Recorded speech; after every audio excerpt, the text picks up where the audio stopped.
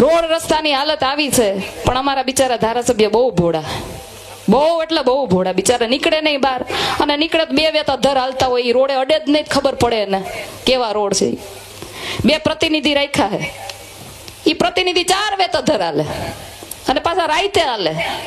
એ પ્રતિનિધિના બે ચાર ટાપા ટાયા વાળા છે, એમ કે હું કે અડધી રાત નો હોકારો. એલા અડધી રાતે કોને જરૂર પડે? સામાન્ય માણસ તો સવારથી લઈને સાંજ સુધી કામ કરીને 10 વાગે તો હુઈ ગયું હોય. અડધી રાતે જરૂર કોને પડે?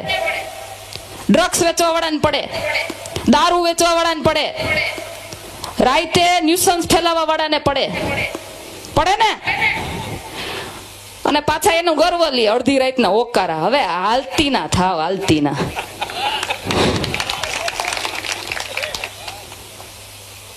નાગરિક નગરપાલિકામાંથી ઘણા બધા મુદ્દાઓ અમારા એવા ઉઠે. કચરાના ઢગલા, તમે જ્યાં જોવો ત્યાં કચરાના ઢગલા. ભગવતસિંહજીનું ગોકુળિયું ગોંડલને તો હાવ કહેવાય ને કે એટલી હદે ગંદકીમાં પરિવર્તિત કરી દીધું છે. હમણાં તમે મારો એક વિડીયો જોયો છે કે આપણે ભગવતસિંહજીની અંતિમ યાદી, એટલે કે એનું જ્યાં એમની અંતિમ વિધિ થઈ હતી, એ સ્મશાનની સામેની સાઈડ જે ગંદકીનો ઢગલો હતો, સાચું કેજો, આ ભગવતસિંહજી મહારાજનું માન જળવાયું કહેવાય? હે, ભાજપ વાળા દર વખતે એનો જન્મદિવસ આવે એટલે હાર તોરા કરીને દેખાડો કરે કે અમે ભગવતસિંહજી મહારાજને માન સન્માન આપીએ છીએ, પણ હકીકતમાં માન સન્માન આપ્યું કહેવાય? એની અંતિમ યાદીની સામે આટલો કચરાનો ઢગલો 4 દીમાં ઉપાડી લીધો. કેટલા? 4 દીમાં. ખાલી બોલવું પડે. કચરાનો કોન્ટ્રાક્ટ 42 લાખ રૂપિયા મહિને જાય છે, પણ એનો વપરાશ ક્યાંય જનતા માટે થતો નથી. આ ભારતીય જનતા પાર્ટીની જે ટોળકી છે ને, એના ખીચામાં નાખે. ખબર છે ને બધાને? રોડ રસ્તા કેટલા બધા ખાઈ ગયા. આખા ગોંડલ તાલુકાના રોડ રસ્તા કાગળ ઉપર કેટલી વાર બની ગયા, પણ ક્યાં ગયા? ગટકી ગયા બધાય. આખા રોડ ખવાઈ ગયા. પણ અમારા ધારાસભ્ય બહુ ભોળા. બિચારા નીકળે તો ખબર પડે ને. હે, જોયા છે કોઈ દી? ચૂંટણી ટાઈમ સિવાય જોયા છે? જોવા મળે ત્યારે ખબર પડે અમને કે હવે ચૂંટણી નજીક આવે છે ભાઈ.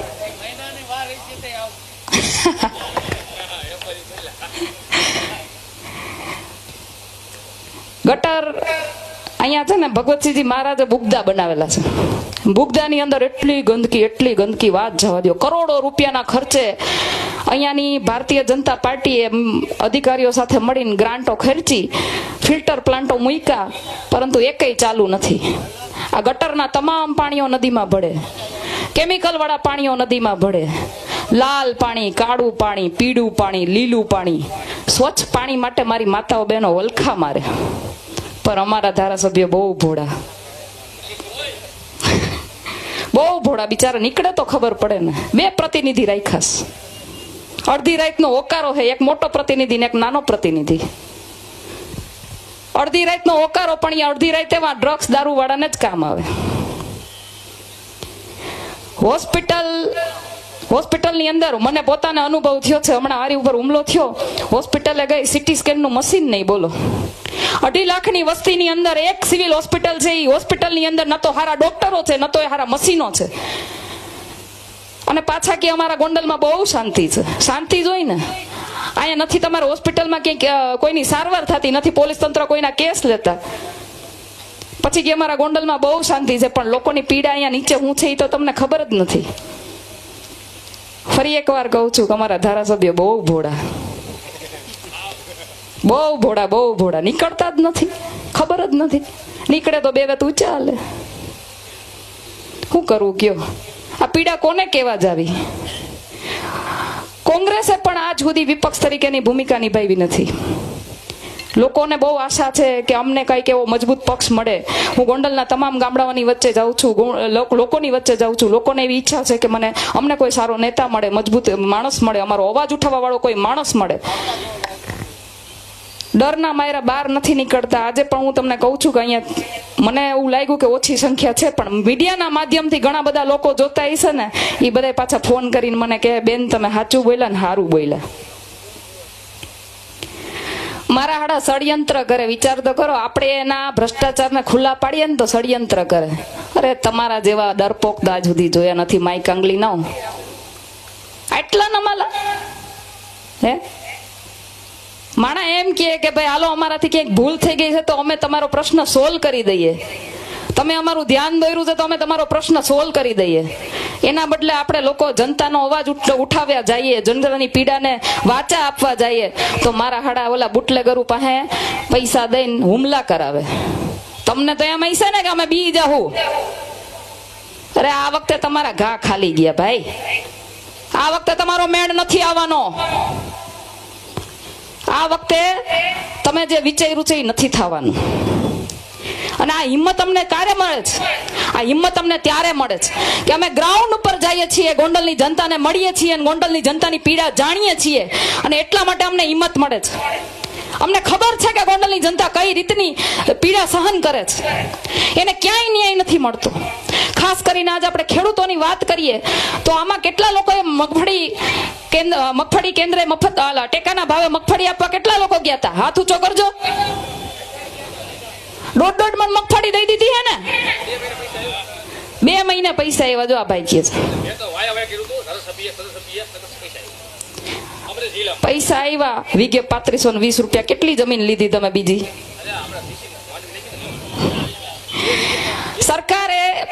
સરકારે રાહત પેકેજ જાહેર કર્યું હતું. ગુજરાતની અંદર ઐતિહાસિક નિર્ણય લેવામાં આવ્યો છે. રાહત પેકેજ જાહેર કર્યું હતું, ઐતિહાસિક, પ્રથમ વખત ઐતિહાસિક નિર્ણય. એટલે પોતે સાબિત કરતા હતા કે અમે પહેલી વાર કઈક દીધું હે. હતું ને એવા પોસ્ટર જોયા છે ને બધાએ? એ શું કામ? કારણ કે આ નવજુવાનિયાઓ તમારા માટે લડવા ઉભા થયા છે. એને દબાણ કર્યું સરકાર ઉપર, એટલે ન છૂટકે સરકારને તમને એક પેકેજ આપવામાં આવ્યું. એ પણ સરકારે કેવું પેકેજ આપ્યું? વીઘે 3520 રૂપિયા. કોઈને બિયારણ ને ખાતર ના થયા છે કોઈને? મને તો એમ હતું કે મારા ગોંડલના ખેડૂતોએ વિચાર કે એક જમીન ટેકવી છે.